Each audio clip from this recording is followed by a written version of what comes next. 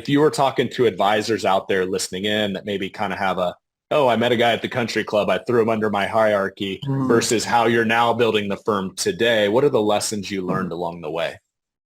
That's a great question. One thing that keeps coming to my mind is one of these a philosophy that I have that I teach my team about is just the statement that goes like this: how you get them is how you keep them. So I'm going to think about Mm, this in terms of the advisors that you bring in, but also the clients that we bring in. I always tell my team how you get them is how you keep them. So if you got them through education, you're going to keep them through education. If you got them through service, you're going to keep them through service. If you got them because your portfolio is better than someone else's, or your rate of return is mm, better than someone else's, it's going to be hard to keep them. If that's how you got your client by selling against somebody else because you're better than them for the last 5 years, then it's kind of built on a sinking sand. And so how you get them is how you keep them. What is your value proposition? So I would just say early on, same thing with bringing on new advisors. As we all grow in the business, we're going to bring on other people that can produce. And so if you bring on advisors and the way you brought them in was, hey, you've already been out there, you're already a financial advisor, you already have a book of business, come in and do that same book of business under my firm name. You're going to get paid more because we don't have all the structure of compliance and overhead, all these things, hmm but keep doing what you're doing, just do it here. And I'm going to get paid an override on this. And so that was my philosophy when I first started bringing on new advisors. Hey, there's a Merrill Lynch advisor over here. She's successful. There's a Merrill Lynch advisor over here. He's successful.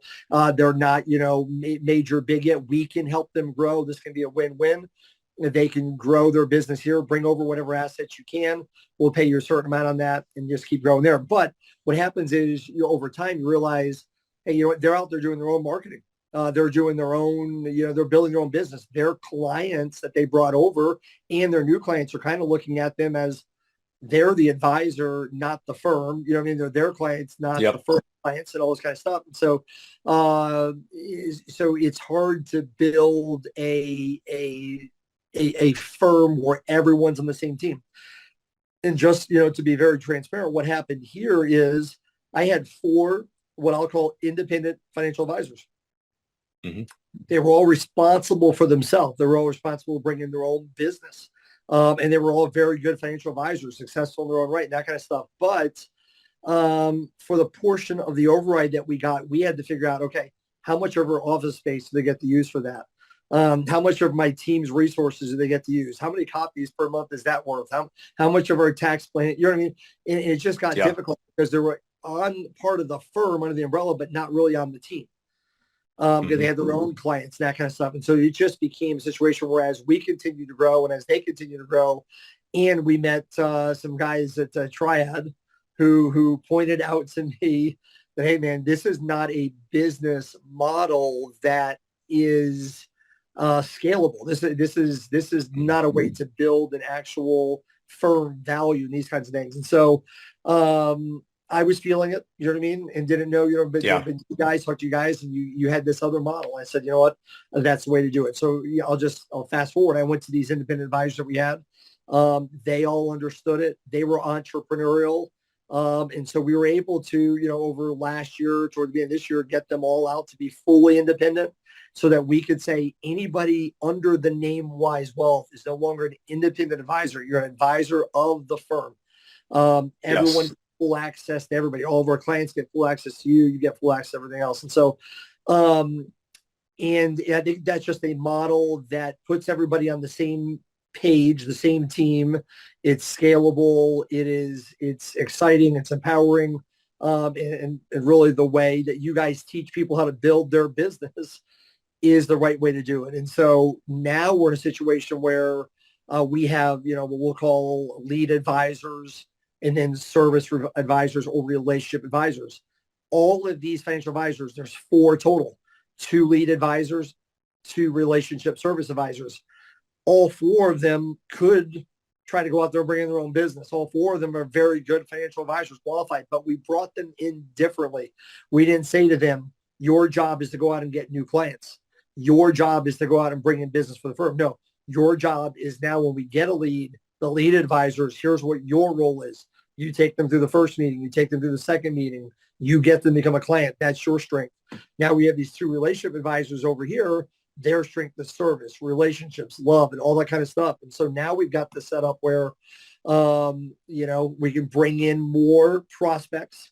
The funnel can be larger. It's no one has to meet with me. And so now all of a sudden we have 4 financial advisors, including myself. But all of them are what we call team advisors. They have a role on the team.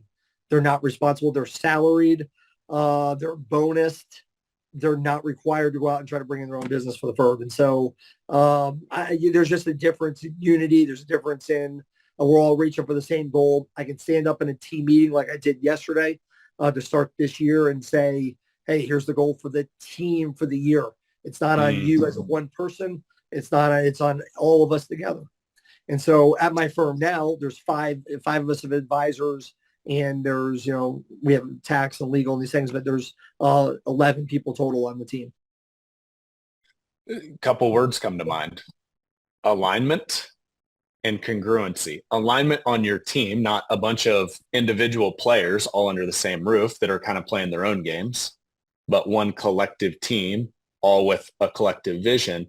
And then when I say congruency for the people, because if you think about it, Wise Wealth, the founder, you had a vision. You articulated that already earlier in this conversation. But guess what? If you've got 4 other independent advisors kind of as roommates under the same roof, they don't have that same vision of Wise Wealth. They have whatever their individual vision was when they became advisors. So now if they're out in the marketplace messaging that, there's confusion, right? Yeah. And so I love that you realize that.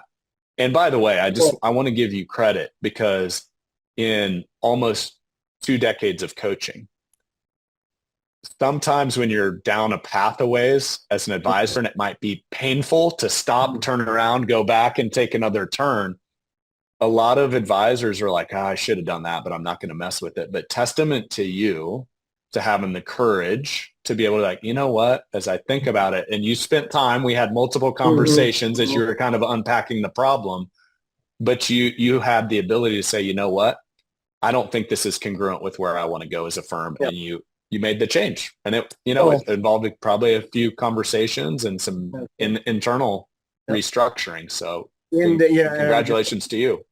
Yeah, I appreciate that very much. And credit to you guys, credit to you and Sean. I think anybody who, if people that are listening, they're part of the Triad community, they get this. If someone's listening who's not, I would just say that a lot of us in the industry that have been around for a while have had success. You're used to talking to, an IMO or a business coach, and you're used to going in and them giving you a pat on the back and letting you know that you're wonderful, you're great, nothing should change. We're just going to help you do more business, we're going to help you do better. I was not expecting in my first visit with you guys, at a Triad, to be told, hey, listen, I had already been doing this for 15 years. I was not expecting to be told, hey, you're kind of going down the wrong path, buddy. I mean, you're not doing this. You could do this better if you really want help. You know what I mean? And it was like, no one had told me that. And I'm being honest. I mean, so it was almost refreshing for someone to finally have the guts, the courage, because I wasn't signed up. I wasn't on board. I wasn't, with Triad. Yeah, you guys told me this before I ever joined the community. Hey, man, we're just going to tell you right now, if you're going to join us, we think you need to do this different.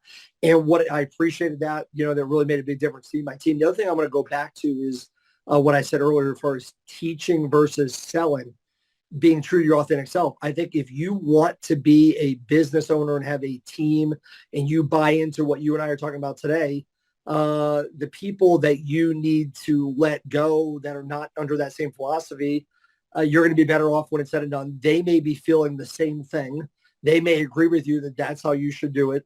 So you just have the courage, to make the move, or give them the opportunity to come in on board. I gave all the advisors that were independent a chance to come back in and say, hey, here's how we're doing it going forward. You either come in under this umbrella, under this new approach, or you go out independent. If you go out independent, we're going to be for you. We're going to support you. We're happy for you. But here's how we're doing this going forward. And then now you're authentic again. Now you can do this again and build a team.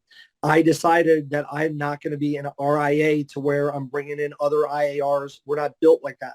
We don't have the infrastructure for that. We're built to build this team and make it scalable and grow.